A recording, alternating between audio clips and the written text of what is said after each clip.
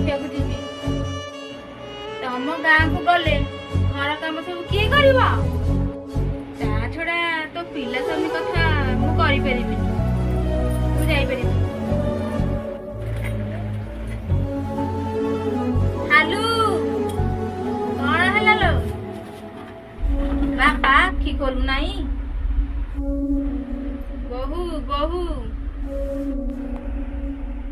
ଆଜ୍ଞା ବୋଉ, ମୁଁ ଆମ ଗାଁକୁ ଯାଉଛି। ମୋ ବାପା ଆଖି ଖୋଲୁ ନାହିଁ।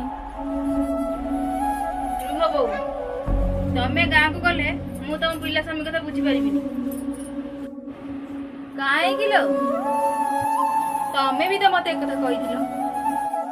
ମତେ ମନା କରନା ଲୋ, ମୁଁ ବାପାଙ୍କୁ ସେ ସମୟରେ ଦେଖା କରିଦିଏ। ବୋଉ, ମୁଁ ତମ ଭଳି ଶାଶୁଘର ନୁହେଁ, ଏ ପରିବାର କଣ ବୁଝିପାରିବି?